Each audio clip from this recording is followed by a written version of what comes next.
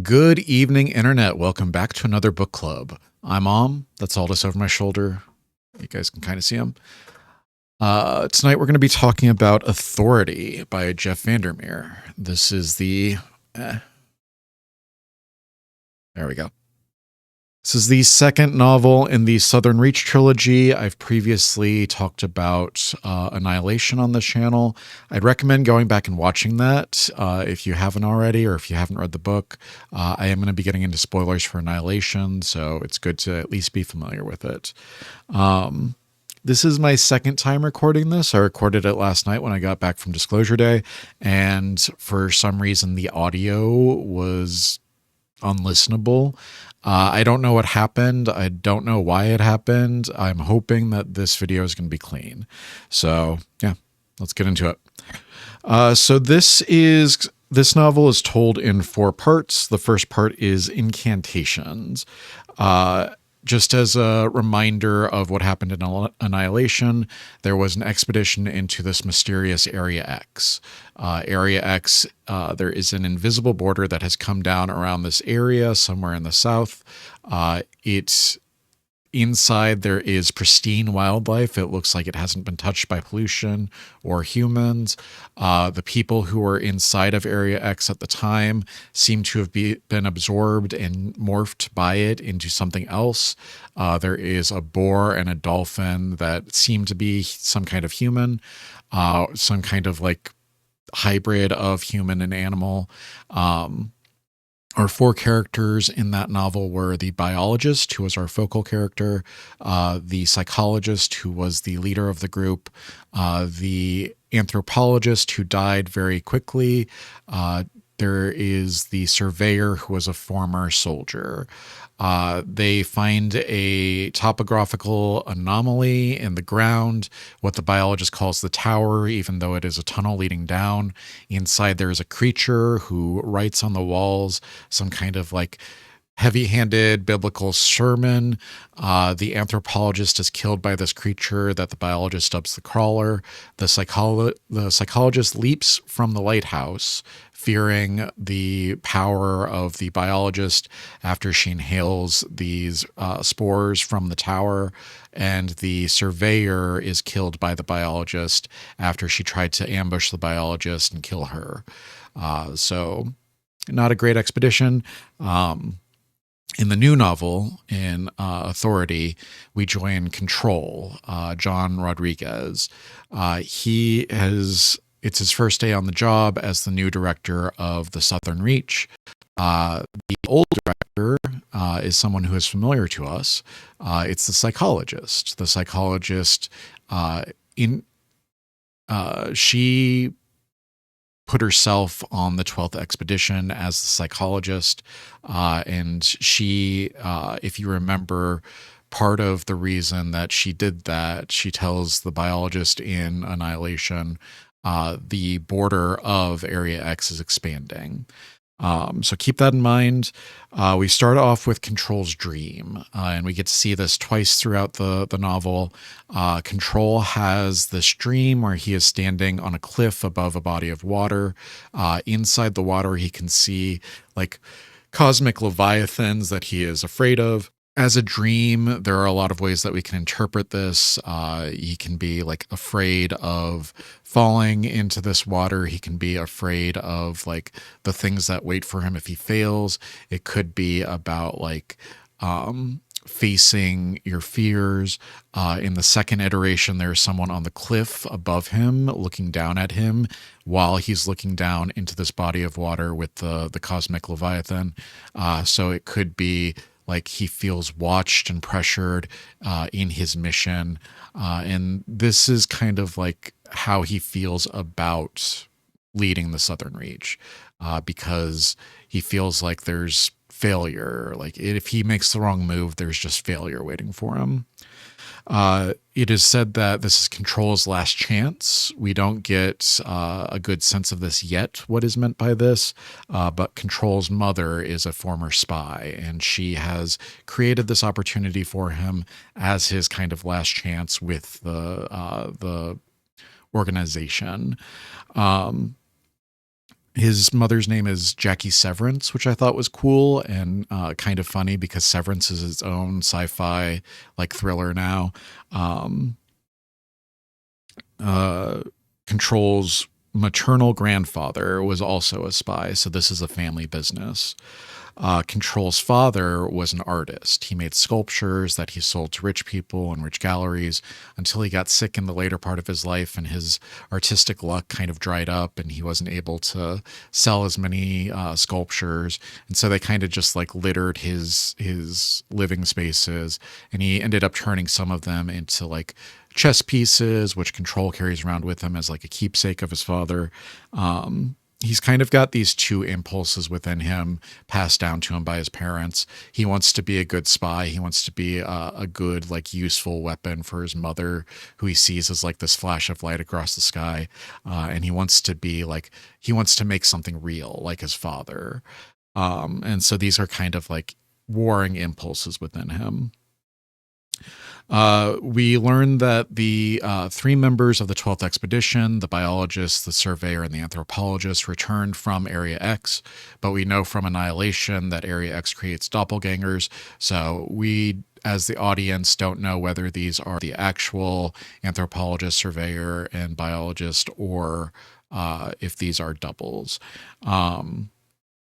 The biologist, or as she asked her to call her, Ghostbird, she is different than the others. Control like zones in on her. He's like, she's the key. Let's focus on her. The assistant director, Grace. Grace is not her given name, but she, when she hears John say, "Please refer to me as Control," she says, "Oh, well then refer to me as Grace," as if like, "Oh, we're using our made-up names." Not a big fan of Grace, to be honest. She is trying to like get into the new director's side. She is like very loyal to the former director, and so she sends the anthropologist and the surveyor away. She sends them to Central. Central is some kind of like, it seems to be a mixture of both the CIA and the FBI. It's this organization of spies, but they're also operating domestically. Everybody in the Southern Reach has like this healthy fear of Central. Grace has ties to Central. There are throughout the novel, there are references to different cabals and factions at Central, including Control's mother. So these are things that this is in the background of the novel, even though we never get to see Central directly. One of the first things that Control asks about when he takes over the Southern Reach is like, why is everybody here so afraid to say aliens? This is kind of like his first challenge to the people of the Southern Reach. He says, you know, we need to consider that extraterrestrials and aliens may be responsible for this.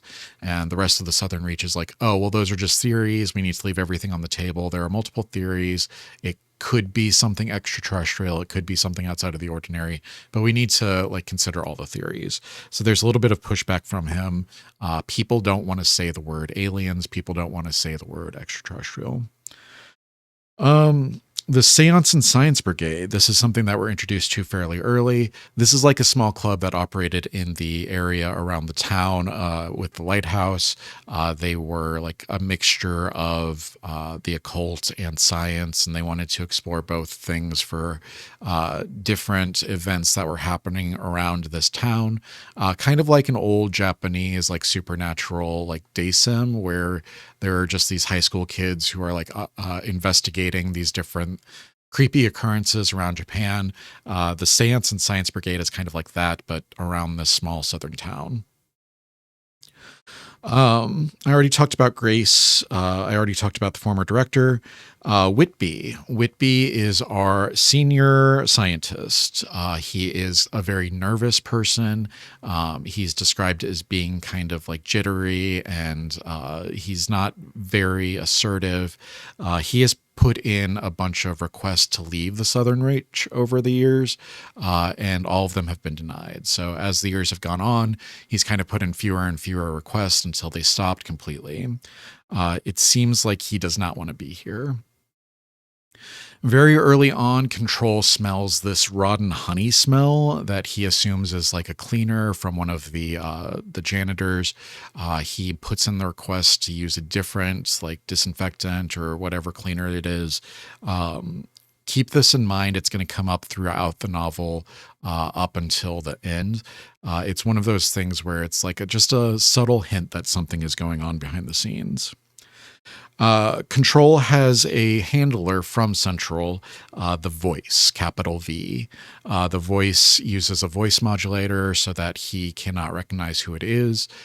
He has to check in with the Voice it seems like every day, and report on his findings, report on the mysteries that he's untangling, report on the different people he's handling. The Voice puts on the airs of being like a powerful actor within Central, within the Southern Reach. But we see through his meddling that he's not very graceful. He's not very effective. He doesn't seem to have as much power as he puts on. We learn about the rabbit event, and if you saw the cover, the rabbit is the cover for mine. The rabbit event was a experiment or penetration test put on by the Southern Reach when the border came down, and everybody in the book says it came down as though it was a curtain descending from the sky. I'm not sure if it actually like descended or if it emanated out from the lighthouse, but everybody says it came down. When it happened, it like destroyed a bunch of ships. There were a bunch of people caught inside of it. There were a bunch of deaths, and nobody really knew what to do with it. They were trying to probe it. They were trying to get across into it. They were trying to see how much it could withstand. And so one of the experiments they did was a bunch of rabbits. They took a bunch of white rabbits, they put them in kind of like a outdoor space, and then they took shields and they pushed the rabbits towards the border. And as soon as the first couple rabbits disappear inside of this invisible border, the rest of them freak the fuck out, and they are running for their lives. They're trying to get out. The Southern Reach manages to push a bunch of them into this invisible border. Some of them have cameras, but their camera feeds cut out as soon as they cross across the border. Others like manage to like hop up over the Southern Reach scientists that are pushing them. It seems like a huge clusterfuck. Later on, we will see white rabbits around Area X and around the border who have escaped from this event and who have integrated themselves into the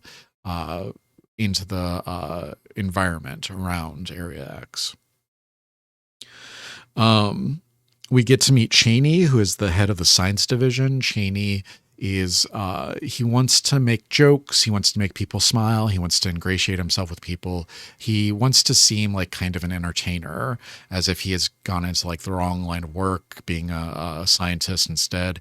But Control finds a bunch of his jokes, a bunch of his Cheneyisms to be kind of like flat. He doesn't seem to appreciate a lot of them, but every so often he'll get a good one in. The town near the area, the Southern Reach near Area X, is Headley. This is a place that Control lived as a child. It was somewhere that his father and his mother lived for a short time between when his father and mother got divorced, and his mother took up a position at the Southern Reach, and that kind of became her obsession. She says later in the book, the side project became the main project, as though she like stayed there in order to be close to John, but then slowly became enthralled in it. Control has a cat. This is an indoor-outdoor cat that he has named Chorizo or Chori. Very cute cat. And that's about what we get to learn in the first part, Incantations. The second part is called Rites, R-I-T-E-S. So one of the first things that happens is that Control is going through the former director's office. There is a door on one of the walls that doesn't seem to lead to anything. It doesn't lead to any hallways. It doesn't lead to any other offices. And Control is just kind of like cleaning up the office, which is his now, and he wants to find out what's behind this door. So he cleans up the office. He opens this door, and behind it is the words that we read in the tower in Annihilation, made by the crawler. These are the same words that are left behind the director's door in her office. So let me go through this real quick. Where lies the strangling fruit that came from the hand of the sinner? I shall bring forth the seeds of the dead to share with the worms that gather in the darkness, and surround the world with the power of their lives, while from the dim-lit halls of other places, forms that never could be, writhe for the impatience of the few who have never seen or been seen. In the black water with the sun shining at midnight, those fruits shall come ripe, and in the darkness of that which is golden shall split open to reveal the revelation of the fatal softness in the earth. The shadows of the abyss are like the petals of a monstrous flower that shall blossom within the skull and expand the mind beyond what any man can bear, and so on and so forth. So Control gathers some of the experts from the Southern Reach in his office. He gathers Whitby, he gathers Headley, he gathers Grace, and he gathers the lead linguist, Jessica Sue. I don't think that this is the same linguist from Annihilation. I think that she's a different person, but she seems to have like information about this phrasing. She says that she's pretty sure that it belonged to Saul Evans, the lighthouse keeper. If you remember in Annihilation, there was a picture of the lighthouse keeper in the lighthouse with the lighthouse keeper circled in red. In that picture, there is the lighthouse keeper, there is someone standing behind him, and in the background on a hill, there is a small girl climbing up the hill. So keep that in mind, put a pin in that one. We will come back to that. They talk about the topographical anomaly, the tower. Control goes to the biologist to interview her, and he asks her, what do you know about this topographical anomaly? And she compares him to the forest snail, which is a snail that knows where it wants to go, but is very clumsy and not very good at making its way towards things.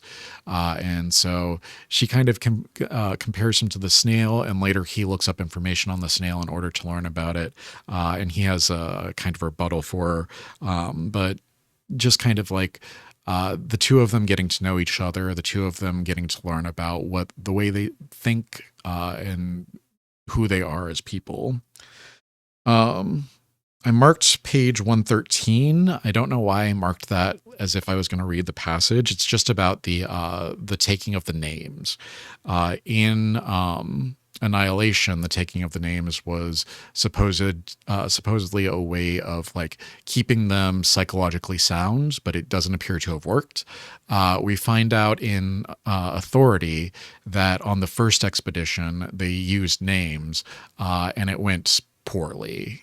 There was only one survivor named Lowry. We will get to him in just a little bit, but he said that the way that their names worked in Area X was different, and so they kind of moved away from using names and moved towards using descriptors like the biologist or the psychologist. Control, Cheney, and Whitby go down to visit the border around Area X. They go to see the doorway into Area X. They mention that the doorway appears to have spawned in at the same time that the border was dropped down, but they didn't make it. They don't know who made it. They don't know why it's there, but they speculate that if there is a door, either someone wants to come in or somebody wants to get out. We know from the first novel that there are actually two doors. There's one that Area X uses, and there is one that is in the tower. So keep that in mind.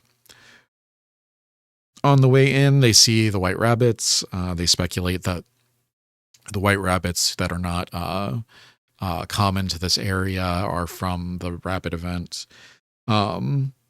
In Control's desk, he finds a plant that refuses to die and a dead mouse, which appears to have been placed with purpose next to the plant, as though the plant was eating this dead mouse. But he doesn't know like why the mouse is next to the plant. He asks what he can do with the plant, and Grace says, "Oh, it was probably taken from the sample room." And so they go to the sample room that is. Control compares it to like a church or some kind of like religious room where there's light streaming in. I was thinking of something that like what's his name? David Fincher, that something that like David Fincher with backlight with like light streaming in and the light rays, the God rays. That's how I kind of pictured it in my head.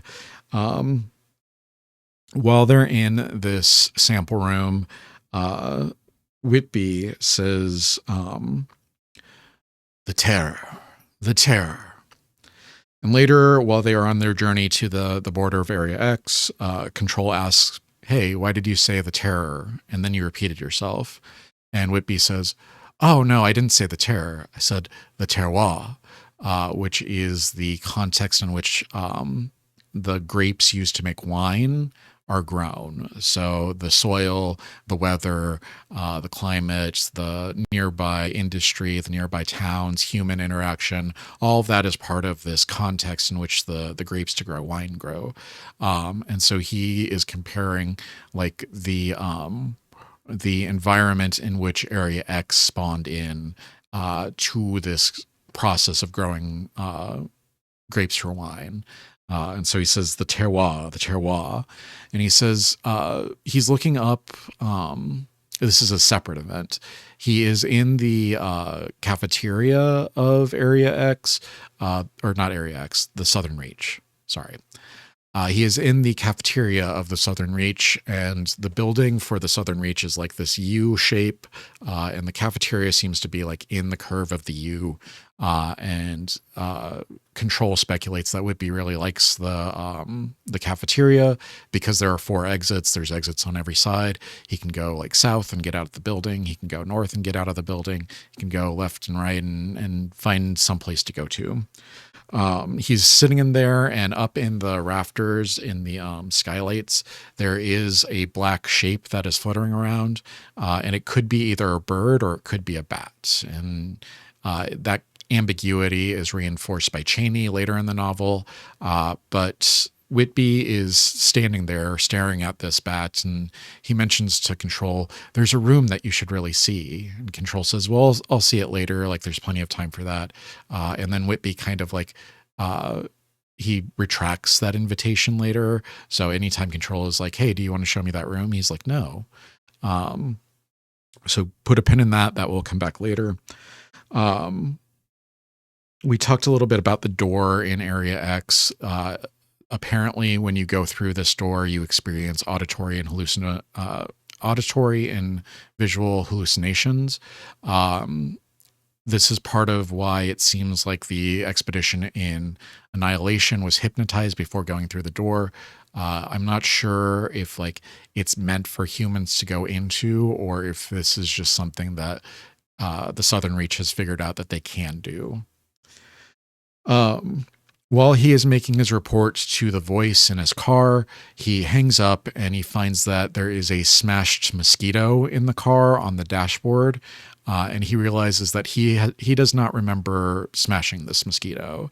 And he thinks it's unlikely that he did it like on impulse and forgot about it. And he also finds the former director's cell phone in his car.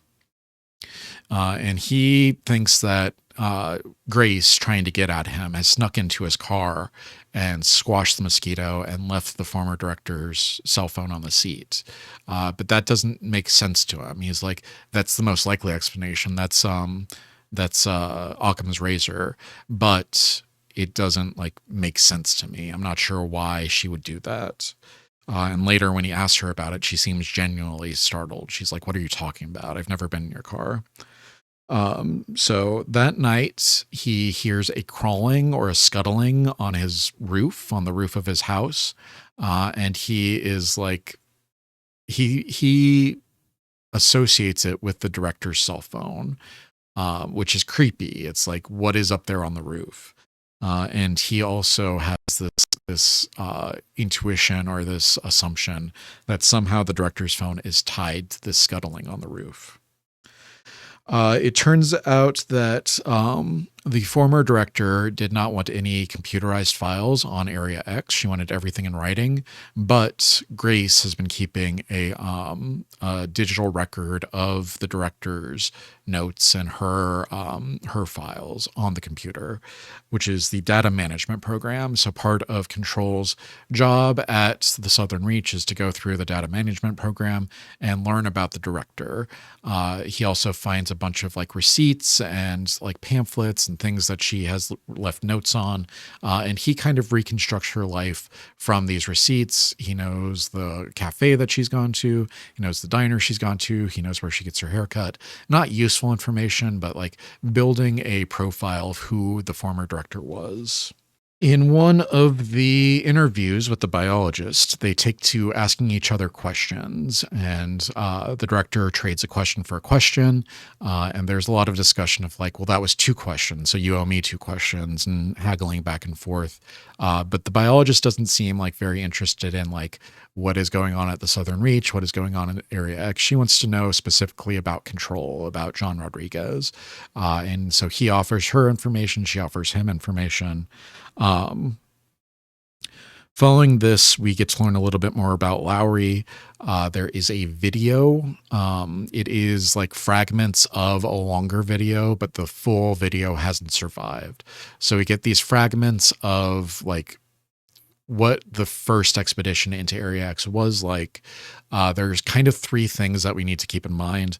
The first is that we have the recurrence of doppelgangers. At one point, somebody is talking to themselves, both holding the camera and in front of the camera.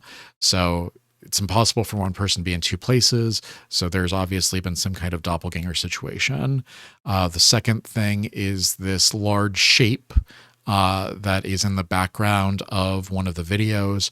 I think it's described as like Control thinks that it's a nighttime scene, but then this large shape moves and he realizes that it's during the day, and there's this creature in the background that is so big that it has blotted out the sun.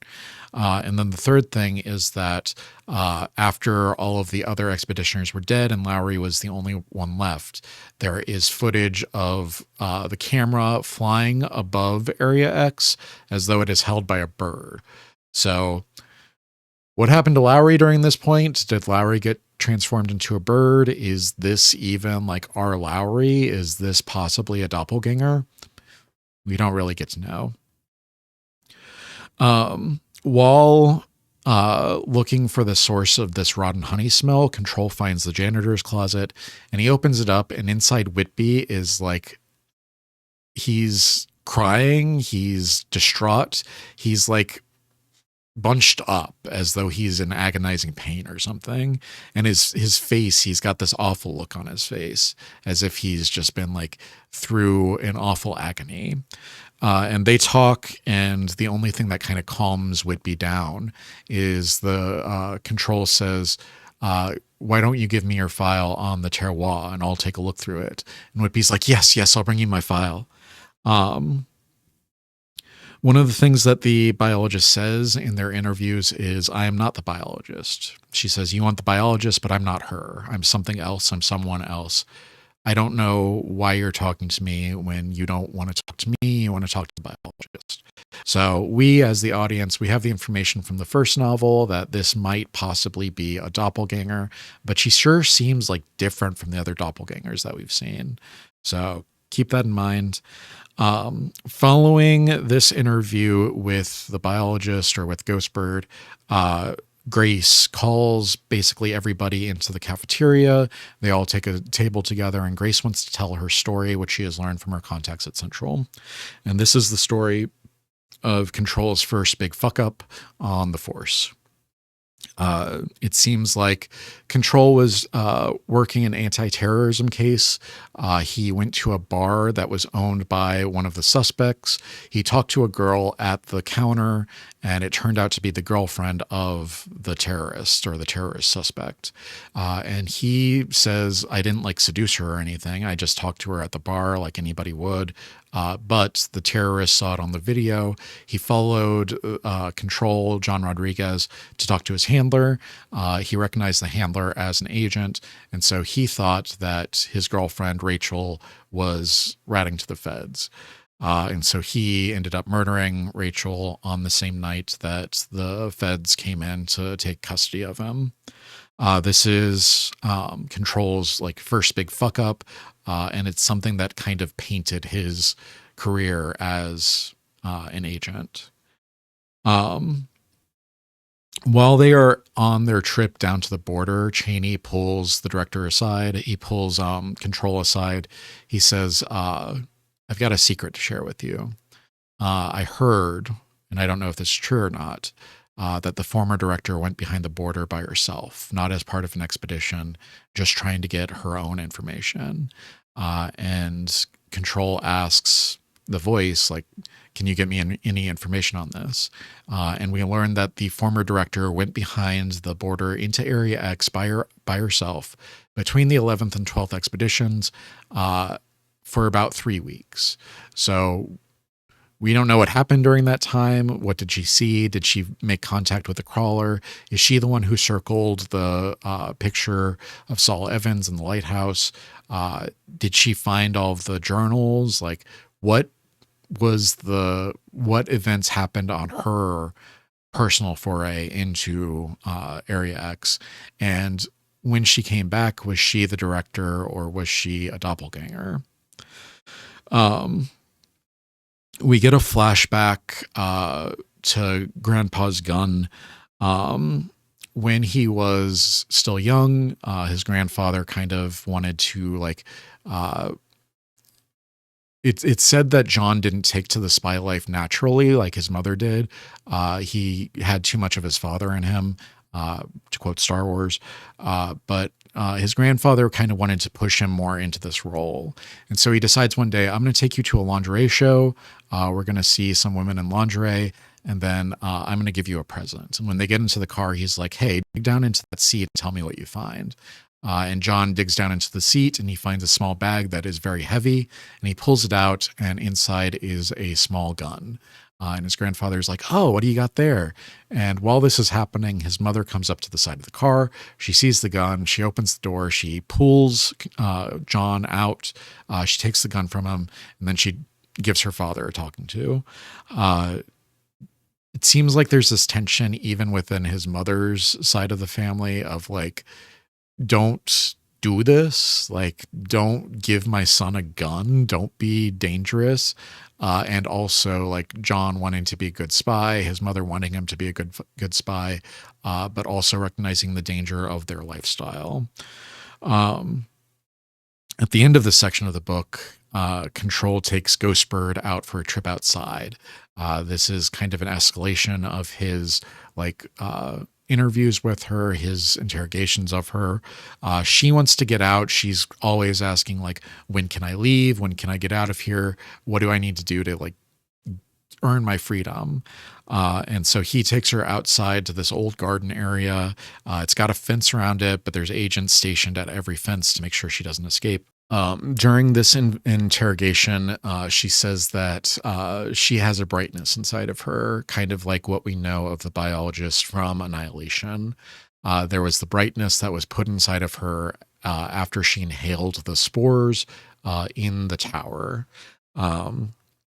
So John, who has always seen his mother as like this flash of light across the sky, and who sees the biologist as the source of the brightness, he contrasts himself with them. He says, I'm their foil. I'm this darkness. I have this darkness inside of me. I carry it wherever I go.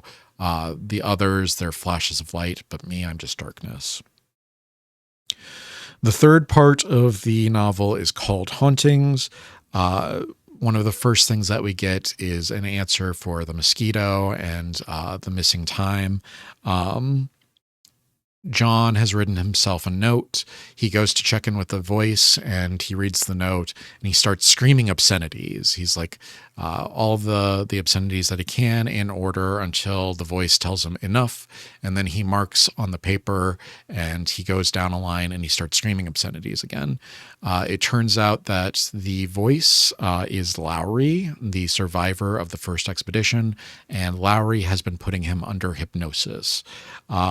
This has been something that you should keep in mind if you ever do reread the novel, that the first two sections of the novel, part of the reason that they flow the way that they do is because Control has been missing steps. His grandfather told him when he was young, follow all the steps, mark all the things you need to do, follow the steps, don't skip any steps. And Control realizes that he's been missing steps. There's missing time, there's missing memories, there's things that he has not done, and it's because of hypnosis placed upon him by Lowry. And he starts to think, like, how much of my time here at the Southern Reach is actually me? Like, how much of it is what I wanted to do? Did I want to go as Control, or did Lowry make me go as Control? Control talks to his mother. She kind of like justifies herself. She says, hey, like, I put you there for a reason. You're the only one I can trust. You're the only one I can trust to like do the job that I need you to do.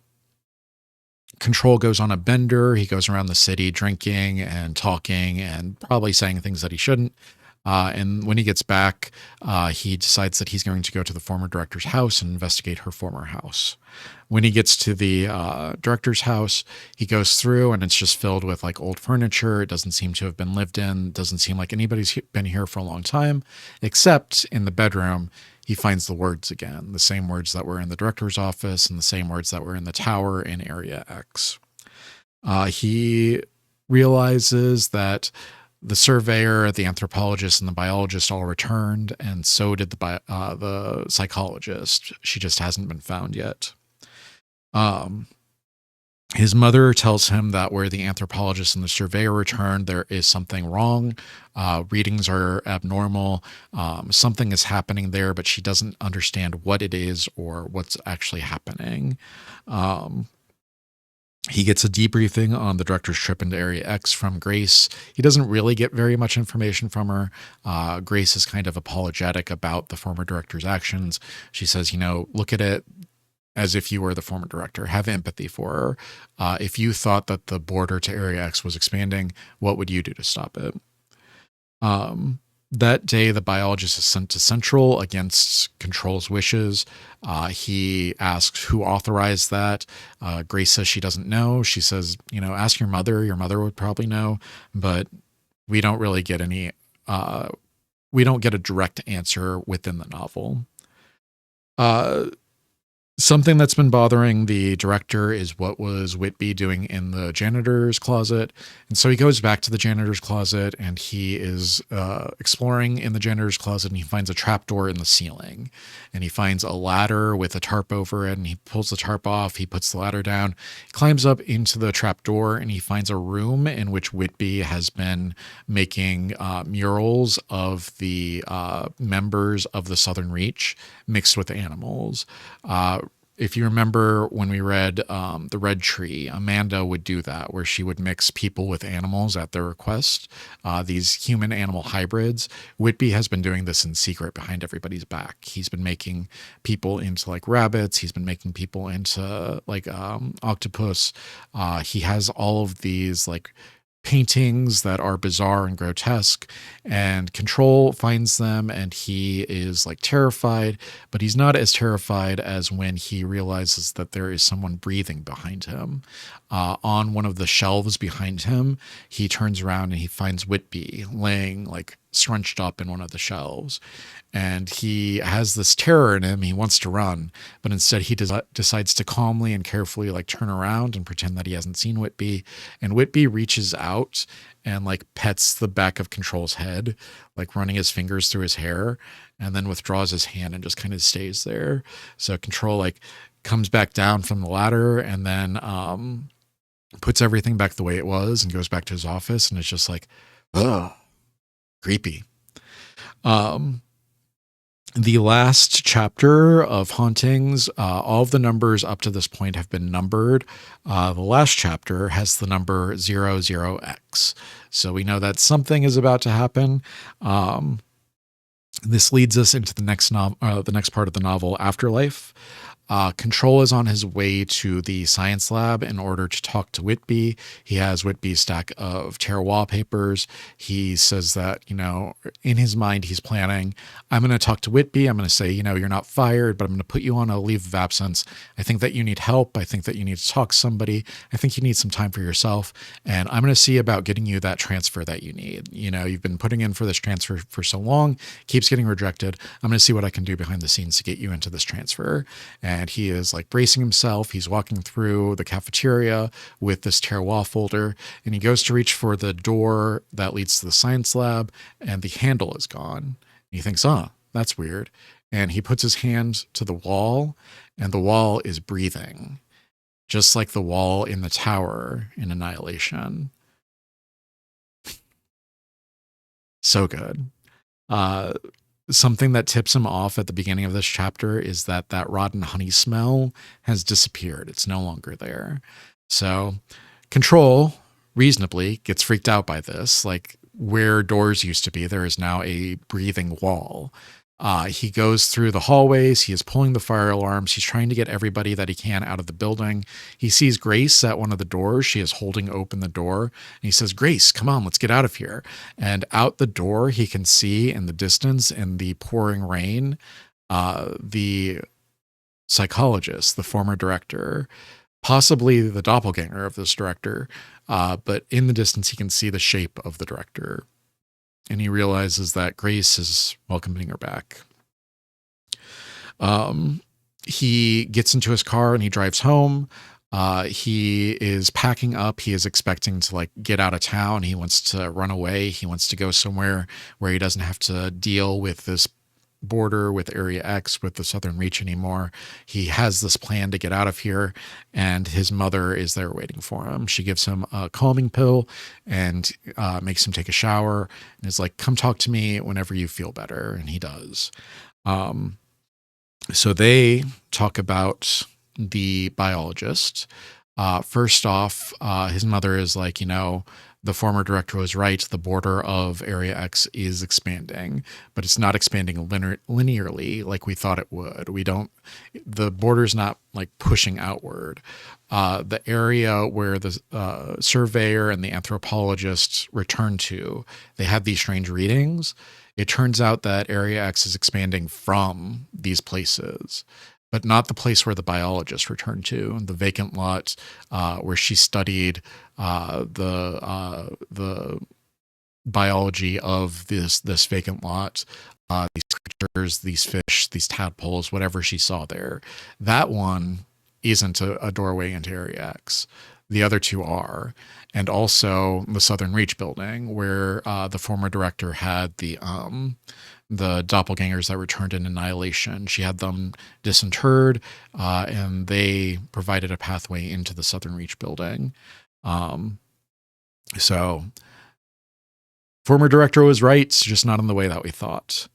Jackie Severance says that the biologist has escaped from Central. We don't know where she's going. We don't know what she's going to do, but I think it's important that you find her. And Control says, I know where she's going. I know where she would go, because he's read her file. He realizes he has this epiphany that the girl in the photo in the background of Saul Evans' photo, he realizes that she's the little girl that would grow up to be the director, who would then go on to be the psychologist on the 12th expedition. And so there's a straight line between the little girl who grew up in this area, in this town, that would be the center point for Area X, the director of the Southern Reach, and then the psychologist on the 12th expedition. It seems like this border that is coming through is a source of contamination. The bodies of the doppelgangers and the surveyor and the anthropologist, they're acting as a source of contamination into our world, and that allows Area X to expand its borders non-linearly. While he is on his way to find the biologist, he decides that she must have gone to Rock Bay. He's going to go up north. He's going to find her. He takes a plane. He does spy shit. He books 2 tickets under different names and then takes one of them. He rents a car, but then abandons it. He does a bunch of cool spy shit. He takes a video from one of the cameras that he placed in his office when he was still the director of the Southern Reach. And we see the former director sitting at her desk. We see Grace and we see Whitby. But the 3 of them are somehow wrong. It's like they are coming through on a bad television set. They seem like staticky or warped, or like we're not getting the full picture. And then that's the last video that he sees. When he arrives at Rock Bay, he realizes that Central is also looking for the biologist. They have sent a helicopter. They have sent recovery teams. They've probably sent spy hunters after him. He has to like narrowly avoid Central on his search for the biologist. He buys a fishing boat and he takes the fishing boat up the river to try to get close to the biologist. And he finds her on a bunch of cliffs, and he climbs up these cliff faces. He finds the biologist. There was an old movie, I think it was The Hunted, with Benicio del Toro and Tommy Lee Jones. It wasn't a very good movie, but the scene where they like confront each other reminded me of this. They find each other on this cliff face, just like in Control's dream. She makes him throw his gun into the river below. He throws it, and he realizes that the waters below are glowing in the same way that the contamination where the surveyor and the anthropologist arrived would be glowing. And she says that she's been sick recently, and she's vomited into the pools below, and she thinks that it's a doorway into Area X. And Control says something like, "I think you're right." Central finds them. They send a helicopter. They send their recovery team. The biologist is like, "I'm not going back. I don't want to go back. You can't make me go back." Control's like, "We're not going back. Like, wherever we go from here, we're going forward together." So the biologist jumps into this pool that appears to be a doorway back to Area X, and so does Control. He finally hears this voice in his head telling him to jump, and he jumps after the biologist. So it's really cool that we get these 3 scenes of his dreams. We get the one at the beginning, we get the one in the middle of the book where the person is looking over him, and then we get this as like his reality, and that recontextualization, that terroir of the scene is really cool. I'm trying to think if I missed anything. I think that that's everything. As far as analysis goes, I want to say that this novel is like very tedious to get through. I didn't remember a lot of it from my first listen to it. I listened to it on audiobook the first time because I was having trouble getting through the written. I'm glad that I went back and read through it in the physical edition. There's a lot of like jumping back and forth, which is a little bit disorienting when you're trying to unravel this mystery. It seems like John Rodriguez Control, he's not someone who enjoys untangling mysteries. He's not someone who likes doing it. He's just someone who's good at it. And so it because we're learning about these mysteries through him, it sometimes feels like we're like being pulled along in directions that we don't want to go. I wanted to give you guys an example of that. Let me see if I can find it. Towards the end of the novel, it starts to get, we get these flashes back and forth throughout the novel, but then it starts to get down to even like at the paragraph and even at the sentence level. So there's this excerpt I wanted to read. Even though the chair for the long hours of questioning cut into the back of his thigh and left a mark, even though he smelled the bitter cigarette smoke on the investigator's jacket and heard the hiccuping whir of the tape and the recorder the man had brought in as a backup for the room's video recording, even though the texture of the wall felt like a manta ray from the aquarium, firm and smooth, with a serrated roughness but with more give, and behind it the sense of something vast, breathing in and out, a rupture into the world of the rotted honey smell, fading fast but hard to forget, like the swirling flourish of a line of balsamic on a chef's plate, the line of dark blood leading to the corpse on a cop show. His parents had read Tiger, Tiger, Burning Bright to him as a child. They had collaborated on a social studies project with them, his mother on research and his father on cut and paste. They had taught him how to ride a bike. The pathetic little Christmas tree next to the shed linked forever now to the first holiday season he could remember. Standing on the pier in Headley, looking across the river, led to the lake by the cottage where he would fish with his grandpa. Naming the sculptures in his father's backyard became a chess set on the mantle. The wall was still breathing, though, no matter what he did. The impact of a long-ago linebacker's helmet to the chest during a scrimmage, surfacing only now so that he had trouble breathing, all the air knocked out of his lungs. So that back and forth. It's really cool, like once you get the hang of it, but it can be very disorienting when you're reading through it. So if you're someone who's tried reading it in the past and you didn't make it through it, if you DNF this, I would recommend like going back and trying to read through it again. Just give yourself like an honest shot at it. As far as analysis, I think that because it's so backloaded, it can be hard to get through, but I think that the backloading is worth it. I think that the journey up to Rock Bay, the search for the biologist, like the feelings that we get from Control and his mother and Control and the biologist, and these relationships that he's like pursuing, even though he himself is someone with a lot of scars, and his mother is clearly like someone who has been living on a delay and has a lot of scars herself, and the biologist has so many scars from her time in Area X, Ghost Bird, becoming like her own person here in our world. I think that like the backloading of the novel does work to its favor, even though it can be hard to get through. Is there anything else I want to talk about? I think that that's everything. For next month, we're going to be reading through Acceptance. If you'd like to join me, please feel free to make any posts you want on the forum on lemmy.cafe. I will post the link in the description if you still haven't joined. And then once we finish up with the Southern Reach trilogy, I'm going to jump over. I'm going to make a second channel just for my 100 novels project. And then that will be the second channel. So I'll make another announcement after we finish Acceptance. But if you are wanting to follow along with me, please be aware that after Acceptance, we'll be jumping over to a different channel. So yeah. Thank you as always for joining me. I'm going to get out of here. I love you. I'll see you in the next video. Good night.